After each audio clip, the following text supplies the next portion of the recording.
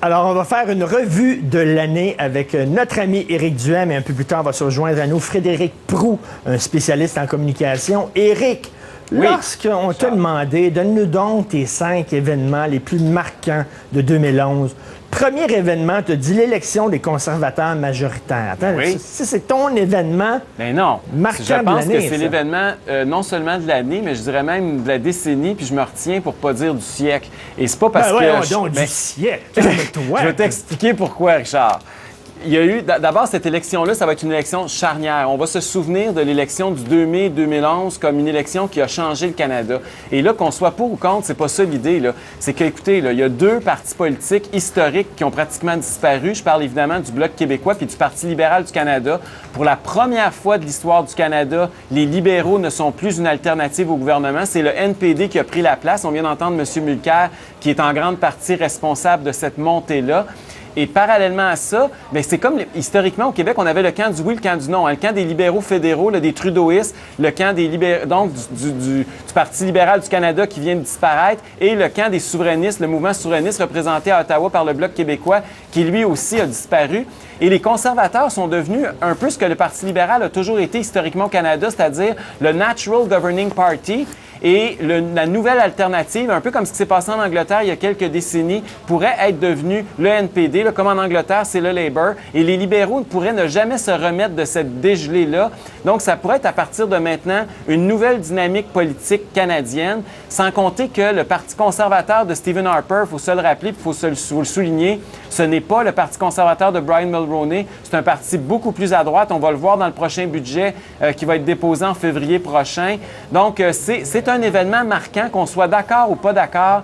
Il s'est passé quelque chose d'important en 2011 au Canada. Est-ce que c'est un changement de l'image du Canada aussi, la façon dont on perçoit le Canada et même la façon dont les Canadiens perçoivent le Canada? Avant, le Parti libéral, c'était Lister B. Person, c'était les scouts, on était gentils, on allait aider les faibles, on allait aider les petites vieilles à traverser la rue. C'était un peu ça, le Parti libéral. Le multiculturalisme, et tout le monde est fin, tout le monde est gentil. Ça. Stephen Harper, c'est un peu Clint Eastwood. Il est plus militariste, il est plus tough sur le crime, il est plus sévère. C'est une autre façon, son trip sur la reine, d'avoir un Canada fort, un Canada presque monarchique, on appartient à un empire. C'est une autre façon de voir le Canada. L'identité canadienne est en train d'être redéfinie, effectivement. Les grands symboles qui unissaient le Canada historiquement, c'était quoi? C'était nos programmes sociaux beaucoup plus généreux que nos voisins américains. C'était, tu l'as souligné, le multiculturalisme. Les conservateurs, là, ils sont contre les programmes sociaux fédéraux. Ils sont des décentralisateurs. Hein. Le gros Canada centralisé de Trudeau et même du NPD, dans une certaine mesure, ce n'est pas le Canada des conservateurs. Le Canada des conservateurs, c'est un Canada des régions, un Canada des provinces.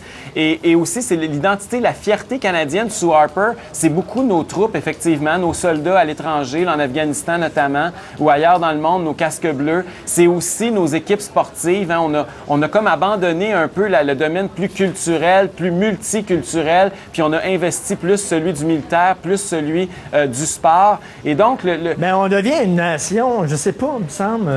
On trahit ce qu'on a été, non? Bien, en tant que Québécois, moi, au contraire, Richard, je trouve qu'on a un gouvernement qui est beaucoup plus respectueux de l'identité québécoise. Et ça explique peut-être aussi pourquoi le mouvement souverainiste a implosé et, à Québec avec le PQ, puis a disparu à Ottawa avec le Bloc québécois. Parce qu'il n'y a plus de raison de faire de chicane avec Ottawa, parce qu'il nous donne pratiquement ce qu'on veut en termes de décentralisation de pouvoir. Ça, Frédéric Proulx, spécialiste en communication. Frédéric Proulx, c'est vrai qu'on est passé avec Stephen Harper de Baden-Powell, le fondateur des Scouts, à John Wayne.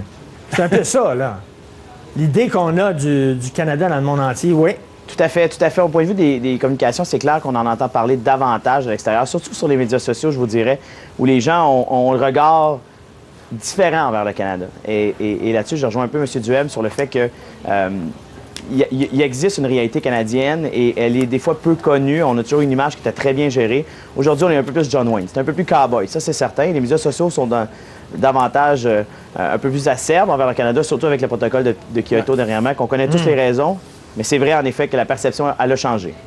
On a l'impression, Éric Duhaime, on a l'impression qu'Harper, ce qu'il dit, c'est l'environnement, les arts, tout ça, c'est toutes des affaires de momone. On veut rien savoir de ça. C'est sûr, Richard, que l'image du Canada a changé, qu'on est moins focalisé sur le petit urbain branché, célibataire, que des grandes villes. On est beaucoup plus région, plus banlieue, plus famille. Donc, c'est sûr qu'il y a eu effectivement une transformation aussi au niveau de l'image. Puis on le voit dans les circonscriptions que les conservateurs représentent. C'est beaucoup moins les centres-villes, beaucoup plus les banlieues, beaucoup plus les régions.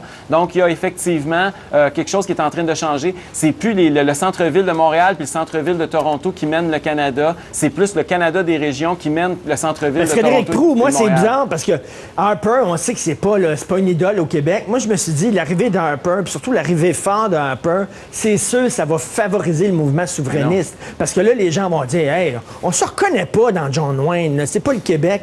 Ah, du tout. Le mouvement souverainiste n'a pas réussi à gagner des points avec l'arrivée d'Harper. Comment ça se fait?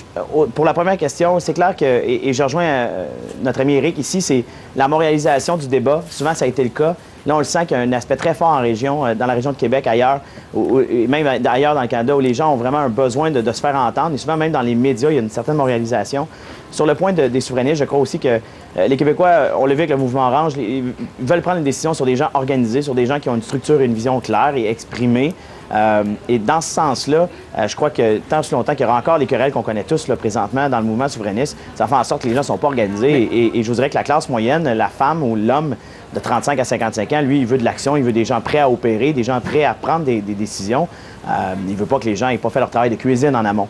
Alors pour ça, il faudrait attendre un peu parce qu'on est le débat a changé. Arrêtez de faire vos chicanes, puis après ça, on verra, on votera pour vous. Oui, puis la notion de prêt à opérer, moi, j'ai une jeune famille, Éric, j'imagine, et je sais, et c'est souvent comme ça, les gens sont prêts, sont à l'action, on paie des impôts, on est là, on est surtaxé, on est engagé dans plein de choses. Alors nous, la dernière chose qu'on veut entendre parler, en tout cas dans ma génération, et là, je prends vraiment le jugement des médias sociaux dans ce cadre-ci, où il existe des groupes sur Facebook, des groupes sur Google+, aussi, ou des trucs comme ça, où les gens sont vraiment très clairs par rapport à la position, où là, ça va faire régler les choses, proposer des choses concrètes avec des bénéfices concrets, parce que nos vies à nous, elles le sont concrètes.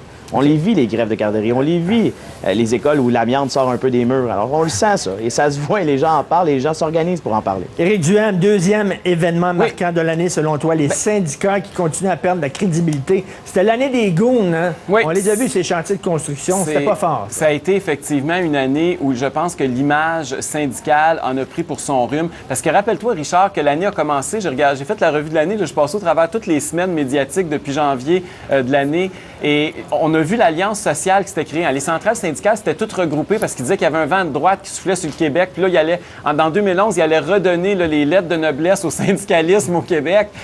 C'est pas tout à fait ça qui s'est passé, je pense. On a vu effectivement, comme les images qu'on voit à l'écran, là, des gars sur les chantiers qui sont allés intimider des goons de la FTQ Construction, pour pas les nommer, qui sont allés intimider des travailleurs pour les empêcher de travailler. On a vu les liens de plus en plus évidents entre certains syndicalistes véreux et même le milieu criminalisé, le milieu de la mafia. À tous les jours, on voit différentes aussi corruptions. Là, vous avez juste à prendre les journaux, même cette semaine, il y en a encore des histoires de pots de vin où les syndicats participent à ça. Et ça a abouti avec le projet de loi 33 sur le placement syndical qui vient d'être aboli, qui était justement une des pierres d'assises de cette espèce de corporatisme syndical dans l'industrie de la construction. Et je pense que ça a été une année charnière, ça a été une année où il y a beaucoup de travailleurs qui ont perdu confiance envers ceux et celles qui sont supposés les représenter. Frédéric, est-ce que c'était marquant, ça aussi? Moi, je suis d'accord. Au niveau des communications, il y a des cas maintenant, je suis certain qu'ils vont faire étude sur quoi ne pas faire et quoi ne pas communiquer ou comment communiquer à travers ces organisations-là. Ne serait-ce que la fameuse journée dite improvisée où c'était un chaos total et dans laquelle, je vous dirais même, il y a des gens qui doivent se poser des questions sur le travail qui était fait au bénéfice de leurs clients, qui étaient les syndicats à ce moment-ci. Mais on dirait que ces gens-là se sont toujours un peu placés au-dessus des jugements critiques de l'extérieur. Et je vous dirais qu'il y a un déficit. Et encore une fois... D'ailleurs, c'était aussi l'année de Lise Thériault. Hein? Oui. Puis le fait que ce soit une petite femme qui les a mis vraiment au pas, les gros syndicats de goons, je trouve que c'est tellement symbolique. Moi, Richard, j'y donne l'étoile de l'année. Je pense que c'est la personnalité politique québécoise de l'année, c'est Lise Thériault. Thériault. Et je voudrais aussi dire, tu sais, les syndicats, on ne parlait pas de ça avant, mais juste le fait qu'il y ait un débat présentement sur des travailleurs qui disent « Coudonc, moi, je paye des cotisations syndicales obligatoires à toutes les semaines, à tous les mois sur ma paye. » Puis cet argent-là, il y en a une bonne partie qui va à faire de la promotion de causes politiques qui sont contraires à mes idées et qu'on questionne ça publiquement et ouvertement. Ça aussi, je pense que c'est nouveau dans le paysage politique, puis je pense que c'est appelé à prendre de l'ampleur. Et le débat, la confrontation Thériault et les gros taupins de la FTQ, ça montre que c'est plus les muscles maintenant qui sont importants, comme me disait Régent Breton. Maintenant, en 2011-2012, c'est ce que tu as entre les deux oreilles qui est important. Puis cette manifestation de gros bras-là, ça appartient à une ère préhistorique. On s'en va tout de suite à la pause. On revient. Il reste 2 événements marquants avec nos invités.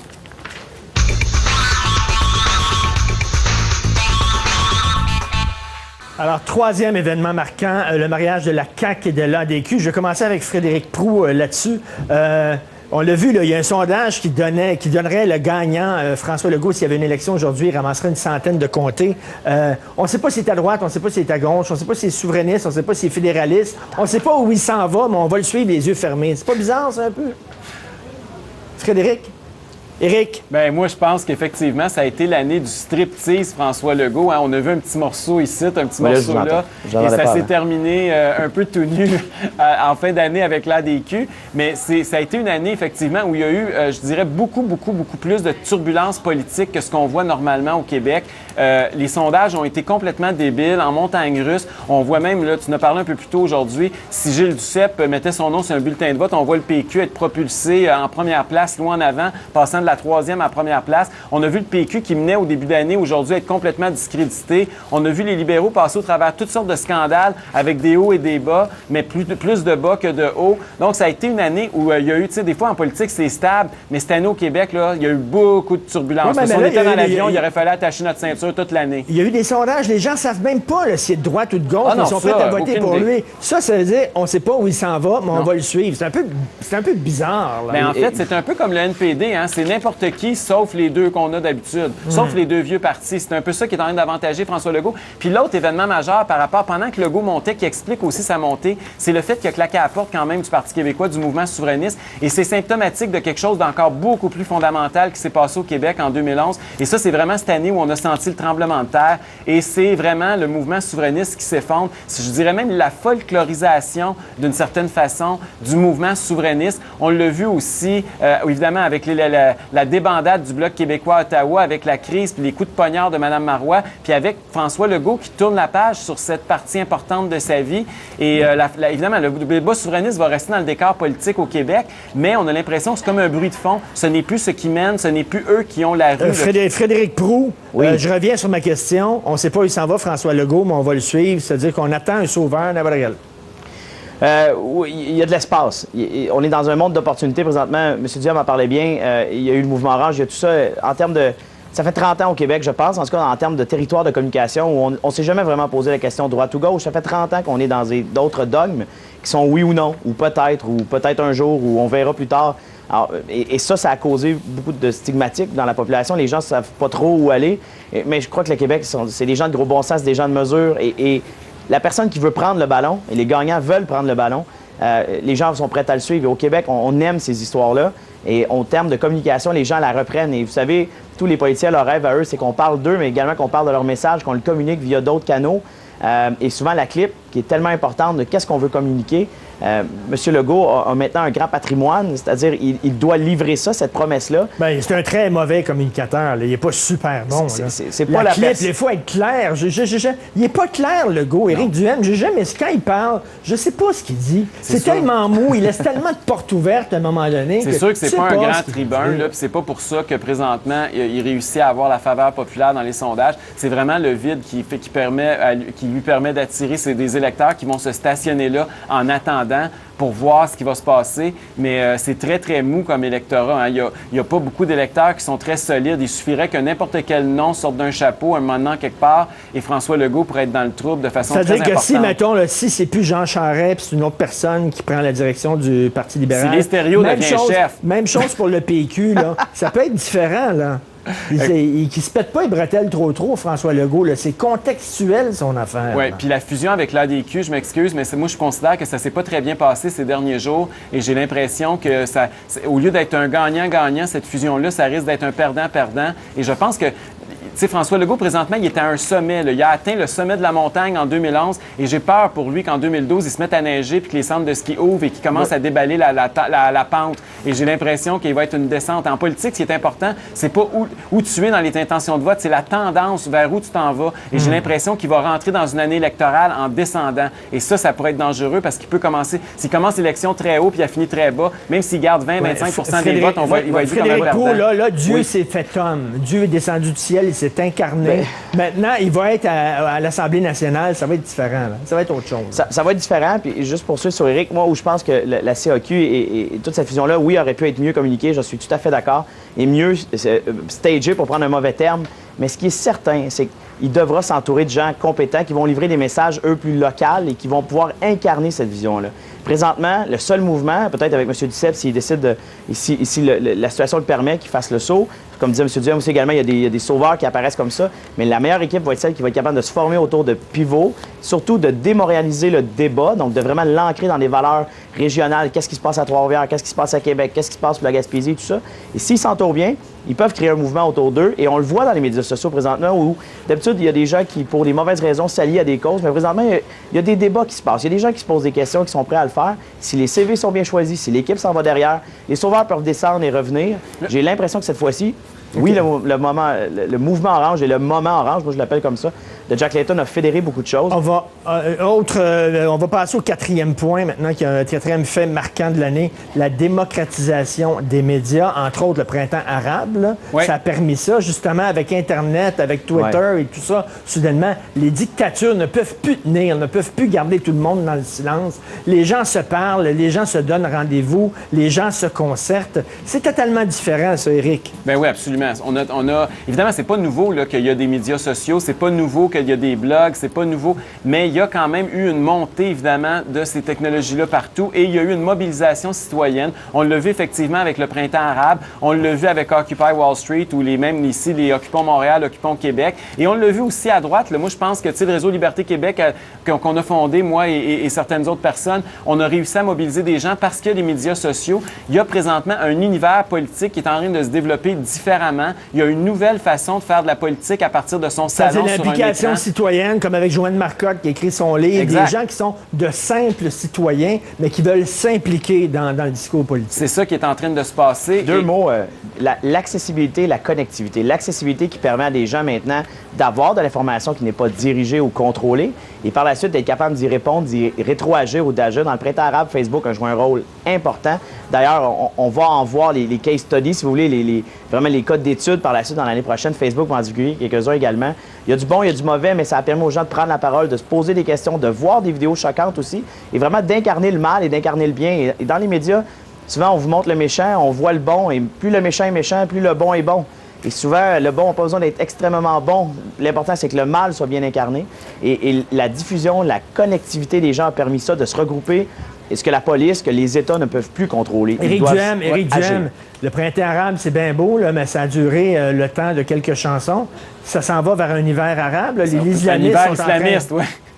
Il y avait un vacuum, là, on s'est débarrassé des dictateurs, il y avait un trou, puis les islamistes ont comblé ce trou-là. C'est pas génial, ça? Non, c'est sûr qu'effectivement, c'est pas 100-0 cette affaire-là, là. Mais c'est sûr que de façon générale, il faut quand même saluer le fait que les gens puissent s'exprimer plus facilement. Et ça va faire en sorte que même les islamistes vont avoir plus de difficultés à imposer des régimes totalitaires si justement il y a de plus en plus de citoyens qui peuvent s'exprimer, qui ne sont pas bâillonnés et que cette technologie-là, là, les pouvoirs politiques vont de moins en moins pouvoir la contrôler. On le voit même à Cuba, là, les gens sont rendus qui se connectent et puis qui envoient de l'information sur ce qui se passe réellement là-bas. Même en Corée du Nord, les pires dictatures de la planète commencent à s'ouvrir grâce aux médias sociaux. Et même ici, je ramènerais le débat, là, évidemment, je ne compare pas ça de la dictature, mais quand même, le questionnement parce que c'est une nouvelle là, de 2011, je pense, qu'il y ait autant de gens qui se questionnent sur le financement public de Radio-Canada. Il faut mettre ça dans le même sac. On ne comprend pas en tant qu'internaute, en tant que citoyen branché ou connecté, comme dirait M. Proulx, on est obligé de payer 1,1 milliard pour quelque chose que les gens sont capables de faire pour gratuitement. Il y a des journalistes. On a l'impression qu'on est tous des journalistes citoyens d'une certaine façon aujourd'hui. Et ça amène un nouveau débat sur la télé, la radio d'État public. Et la transparence, c'est l'année de la transparence. On demande la transparence. On demande la transparence auprès d'Hydro-Québec, mais aussi auprès de Radio-Canada. On s'en va à la pause, on revient. Et bien sûr, on va parler de la corruption et de la fameuse commission qu'on attend impatiemment après la pause.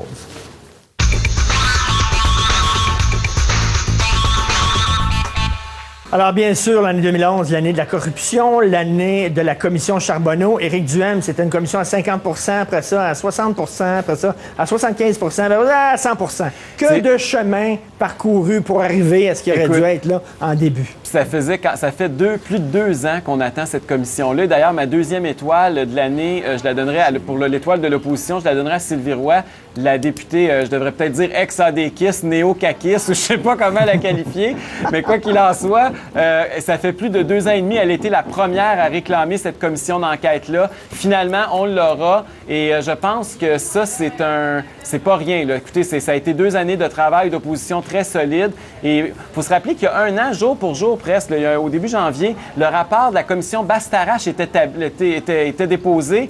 Pas les tablettés aussitôt, évidemment, mais on a eu pendant 1 an, là, on a parlé évidemment de la commission Bastarache initialement au début, ça a fait tout un tollé au mois de janvier, puis après ça, les demandes pour une commission d'enquête ont recommencé sur la construction, et là, finalement, on l'a eu à la fin de l'année, puis ça va, c'est sûr, là, pour l'année 2012, ça va défrayer les manchettes, ça va être la commission de l'année, encore une fois, et toutes ces commissions d'enquête-là, puis toute cette corruption, cette collusion autour du Parti libéral, bien évidemment, ça alimente aussi le cynisme de la population, et ça aussi, ça a été un trait marquant de l'année 2011. Frédéric Proulx, est-ce qu'on peut dire que l'année 2012 sera l'année où la boîte va frapper le ventilateur et tout le monde va s'en sortir le tout sale, y compris le Parti libéral?